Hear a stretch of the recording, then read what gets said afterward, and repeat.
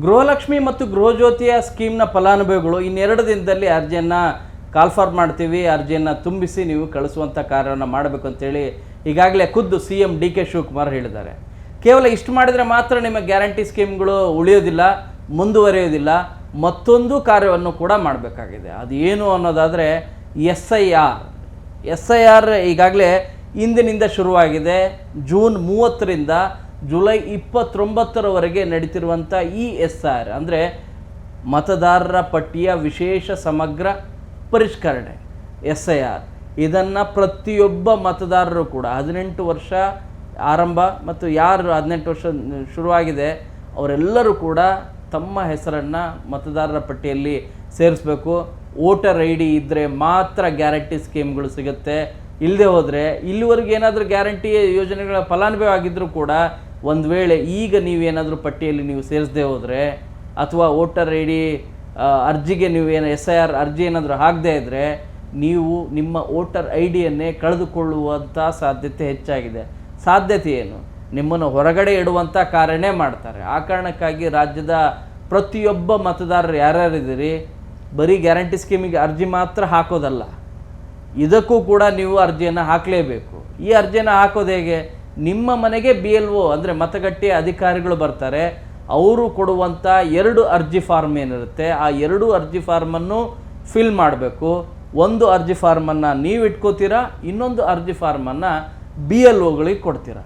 ಅವ್ರು ಏನು ಮಾಡ್ತಾರೆ ಅಂದರೆ ಅದನ್ನು ಡಿಜಿಟಲ್ ರೀತಿಯಾಗಿ ಸ್ಕ್ಯಾನಿಂಗ್ ಮಾಡುವಂಥ ಕಾರ್ಯ ಮಾಡ್ತಾರೆ. ಸ್ಕ್ಯಾನಿಂಗ್ ಮಾಡುವಂಥ ಕಾರ್ಯ ಆದಮೇಲೆ ಕರಡು ಪಟ್ಟಿಯನ್ನು ಅಂದರೆ ಡ್ರಾಫ್ಟ್ ರೀತಿಯಾಗಿ ನೀವು ಕೊಟ್ಟಿರುವಂಥ ಮಾಹಿತಿ ಹಿನ್ನೆಲೆಯಲ್ಲಿ ನಿಮ್ಮ ಹೆಸರು ಇರಬೇಕು ಇರಬಾರ್ದು ಅಂತಲೂ ಕೂಡ ಕ್ರಾಸ್ ಚೆಕ್ ಮಾಡುವಂಥ ಕಾರ್ಯವನ್ನು ಮಾಡ್ತಾರೆ. ಸೊ ಇದು ಯಾವಾಗ ಅಂದರೆ ಆಗಸ್ಟ್ 5ರಂದು. ಆಗಸ್ಟ್ 5ರಿಂದ ಸೆಪ್ಟೆಂಬರ್ 4ರವರೆಗೆ ಆಕ್ಷೇಪಣೆ ಸಲ್ಲಿಸಲಿಕ್ಕೂ ಅವಕಾಶ ಇರುತ್ತೆ. ಒಂದು ವೇಳೆ ನೀವು ಹಾಕಿರುವಂಥ ಅರ್ಜಿ ಹೆಸರೇ ಇಲ್ಲ ಅನ್ನೋದಾದರೆ ನಾನು ಹಾಕಿದ್ದೀನಿ ನೋಡಿ ಅಂಥೇಳಿ ನಮ್ಮ ಹತ್ರ ಒಂದು ಅರ್ಜಿ ಇರುತ್ತಲ್ಲ ಅದನ್ನು ನೀವು ತೋರಿಸ್ಬೋದಾಗಿದೆ. ಆ ಮೂಲಕ ನೀವು ಆಕ್ಷೇಪಣೆ ಸಲ್ಲಿಸಲಿಕ್ಕೂ ಕೂಡ ಅವಕಾಶ ಇರುತ್ತೆ. ಆಗಸ್ಟ್ 7ರಂದು ಅಂತಿಮವಾಗಿ ಮತದಾರರ ಪಟ್ಟಿಯಲ್ಲಿ ಪ್ರಕಟ ಆಗುತ್ತೆ. ಇದು ಭಾಳನೇ ಇಂಪಾರ್ಟೆಂಟ್ ವಿಚಾರ. ಸೊ ನಾವೇನು ಮಾಡಬೇಕು? ಭಾಳ ಸಿಂಪಲ್.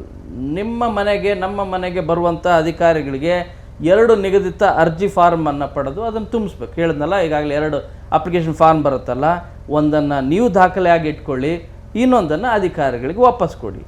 ಈ ವೇಳೆ ಹೊಸ ಹೆಸರುಗಳ ಸೇರ್ಪಡೆ ಅಥವಾ ತಿದ್ದುಪಡಿ ಮಾಡೋದೇನಾದರೂ ಇದ್ದರೆ ಅದನ್ನು ಕೂಡ ನೀವು ಆ್ಯಡ್ ಮಾಡ್ಬೋದಾಗಿದೆ. ಅಧಿಕಾರಿಗಳ ಜೊತೆ ರಾಜಕೀಯ ಪಕ್ಷಗಳ ನೋಂದಾಯಿತ ಏಜೆಂಟರು ಕೂಡ ಆಗಮಿಸ್ತಾರೆ ಆ BLOಗಳ ಜೊತೆಗೆ. ಸೊ ನೀವು ಅವ್ರ ಜೊತೆಗೆ ಕೋಆಪ್ರೇಟ್ ಮಾಡಿ. ಸೊ ಇದು ಕಂಪಲ್ಸರಿ ನೀವು ಮಾಡಿದರೆ ಮಾತ್ರ ನಿಮಗೆ ಗ್ಯಾರಂಟಿ ಸ್ಕೀಮ್ ಮುಂದುವರಿಯುತ್ತೆ. ಇಲ್ಲದೆ ಹೋದರೆ ಗ್ಯಾರಂಟಿ ಸ್ಕೀಮೇ ಸಿಗೋದಿಲ್ಲ. ಇನ್ನು ಅಧಿಕಾರಿಗಳು ತಮ್ಮ ಬಳಿಯ ಪ್ರತಿಯನ್ನು ಏನು ಮಾಡ್ತಾರೆ ಅಂದರೆ ಅವರು ಸ್ಕ್ಯಾನ್ ಮಾಡಿ ಅದನ್ನು ಡಿಜಿಟಲ್ ರೂಪದಲ್ಲಿ ಅದನ್ನು ಸಂಗ್ರಹಿಸ್ತಾರೆ. SIR ಪ್ರಕ್ರಿಯೆ ಪೂರ್ಣಗೊಂಡ ಬಳಿಕ ಚುನಾವಣಾ ಆಯೋಗದಿಂದ ಮತದಾರರ ಕರಡು ಪಟ್ಟಿಯನ್ನು ಪ್ರಕಟಪಡಿಸ್ತಾರೆ. ಅದರಲ್ಲಿ ನಿಮ್ಮ ಹೆಸರು ಏನಾದರೂ ಇಲ್ಲ ಅನ್ನೋದಾದರೆ ನೀವು ಅವಾಗ ಆಕ್ಷೇಪಣೆಯನ್ನು ಸಲ್ಲಿಸ್ಬೋದಾಗಿದೆ. ನಿಮ್ಮ ಹೆಸರು ಏನಾದರೂ ಬಿಟ್ಟು ಹೋಗಿದ್ರೆ ನಿಮ್ಮ ಬಳಿ ಇರೋ ದಾಖಲೆ ತೋರಿಸಿ ಅದನ್ನು ಮತ್ತೆ ಮರಳಿ ವಾಪಸ್ ಪಡೆಯುವಂಥ ಕಾರ್ಯನೂ ಕೂಡ ಮಾಡ್ಬೋದು. ಏನೇನಿರುತ್ತೆ ಎಲ್ಲ ಸಿಂಪಲ್. ಹೆಸರು, ತಾಲೂಕು, ವಿಳಾಸ, ವಾರ್ಡು, ತಂದೆ ತಾಯಿ, ಹೀಗೆ ಆಧಾರ್ ಸಂಖ್ಯೆ, ಈ ಪ್ರತಿಯೊಂದರ ಡೀಟೇಲು, ವೋಟರ್ ID ಈಗಿರುವಂಥ ವೋಟರ್ ID ಡೀಟೇಲ್ ಇವೆಲ್ಲವೂ ಕೂಡ ಇರುತ್ತೆ. ಅವುಗಳನ್ನೆಲ್ಲವೂ ಕೂಡ ಫಿಲ್ ಮಾಡಬೇಕು.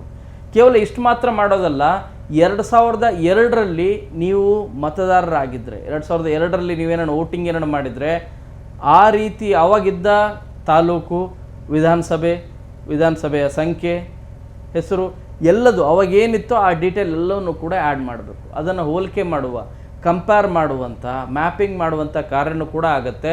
2002ನ್ನು ಯಾಕೆ ಮಾಡ್ತಾರೆ ಅಂದರೆ ಕಂಪ್ಯಾರಿಸನ್ ಮಾಡುವ ಹಿನ್ನೆಲೆಯಲ್ಲಿ 2002ನ್ನೇ ತೆಗೆದುಕೊಳ್ತಾರೆ. ಸೊ ಇದು ಕಂಪಲ್ಸರಿ.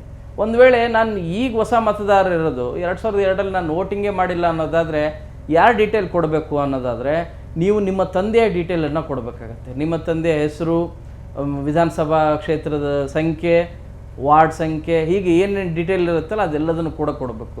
ನಮ್ಮ ತಂದೆಯವರು ಇದ್ದಿದ್ದಿಲ್ಲ, ಏನು ಮಾಡೋದು, ತೀರ್ಕೊಂಡಿದ್ರು ಅಂತೇನಾದರೂ ಆ ರೀತಿ ಉದಾಹರಣೆಗಳು ಕೂಡ ಇರ್ತವೆ. ನಿಮ್ಮ ಅಜ್ಜನ ಡೀಟೇಲನ್ನು ಕೊಡಬೇಕಾಗತ್ತೆ. ನಿಮ್ಮ ಅಜ್ಜ ಏನಾದರೂ 2002ರಲ್ಲಿ ಮಾಡಿದಂಥ ವೋಟಿಂಗ್ ಏನಿದೆಯಲ್ಲ ಆ ಹಿನ್ನೆಲೆಯಲ್ಲಿ ಯಾವ ಕಾನ್ಸ್ಟಿಟ್ಯೂನ್ಸಿ ಏನು ಎತ್ತ ಅಂತೇಳಿ ಡೀಟೇಲ್ ಕೊಡಬೇಕು.